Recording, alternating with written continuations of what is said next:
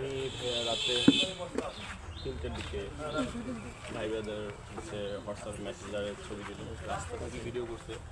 রাস্তা থেকে দেখা গেছে যে সম্পূর্ণ এটা অনেক বড় ঘর, সম্পূর্ণ ঘর আউটডোর করে যোগ ছিল। তো ওটা শোনার পর আর এটা হওয়ারই কথা, বিকজ আমি জুলাই আগস্ট আন্দোলনের ফ্রন্টের পার্সন ছিলাম, এটা হয়তো আপনারাও দেখেছেন। তো তখন থেকে একটা টার্গেট ছিলই। এরপরে ধানমন্ডি যখন ভাঙা হলো সেখানেও আমি ছিলাম, বুলডোজারের উপরে আমি স্লোগান দিছি। তো তাদের তো কথা যে যারা 32 ভাঙছে তাদের ঘর বাড়ি পুড়ে দেওয়া হবে, নর্মাল। এরকমটা যে হয়ে যাবে এটা আনএক্সপেক্টেড, সেই সাথে হতাশাজনকও যে আমি তো এই অন্তর্বর্তীকালীন সরকারকে আমি বসাইছি। আমি মিন্স আমরা, ট্রু, আমি তো আন্দোলন করেছি। এখন আমার অন্তর্বর্তীকালীন সরকার, আমরা যারা ফ্রন্টে ছিলাম তাদের উপর দোসরদের টার্গেট থাকবে সিম্পল। তো আপনি দেশের মানুষের নিরাপত্তা যদি না দিতে পারেন, আমরা যারা ফ্রন্টে থেকে আমরা আন্দোলন নিজের স্বার্থে করিনি।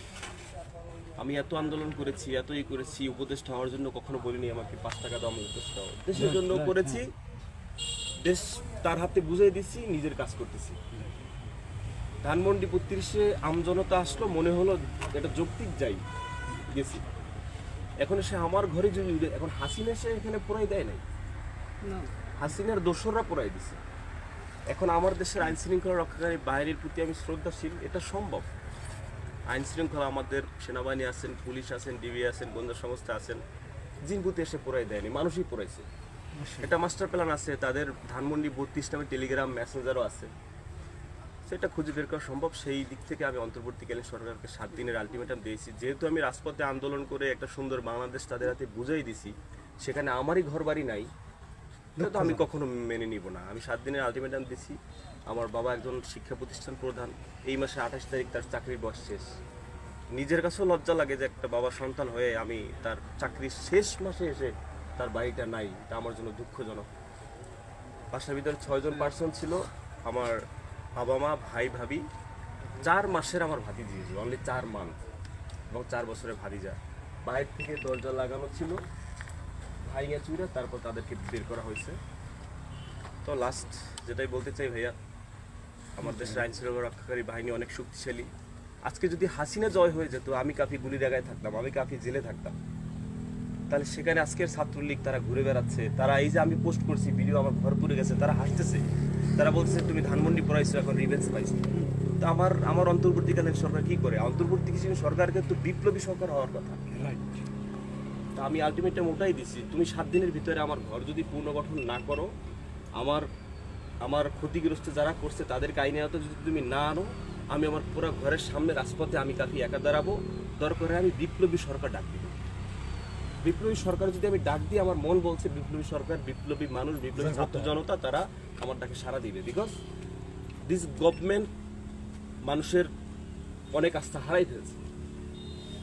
15 বছর পর আমরা একটা দেশ উদ্ধার করলাম, আপনাকে তুলে দিলাম। যারা উদ্ধার করলাম, আমি তো ভাই উদ্ধার করেছি, আমি তো স্লোগান দিছি ভাই,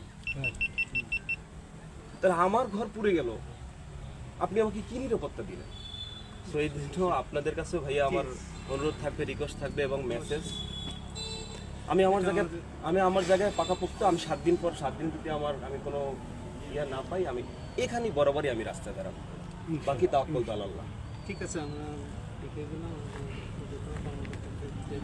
আমি এবং লিখিত দিব, অলরেডি আমি সংবাদ সম্মেলন করে জানাই দিছি, এবং লিখিত সেটা করে পিওনও বলে গেছে সেটা দিব। এবং আপনাদের একান্ত দোয়া চাই। এই নতুন বাংলাদেশে আপনাদের অবদান রয়েছে, যেটা আমরা দেখেছি। আমরা আন্দোলনের সময় আপনাদেরকে বলেছি যে এই মুহূর্তে দরকার সেনাবাহিনী সরকার, এটা আমরাই বলেছি। তো আপনাদেরকে ভালোবাসি, আপনাদেরকে শ্রদ্ধা সম্মান করি, দোয়া চাই। অবশ্যই দোয়া থাকবে। ঠিক আছে, আমরা যে আছেন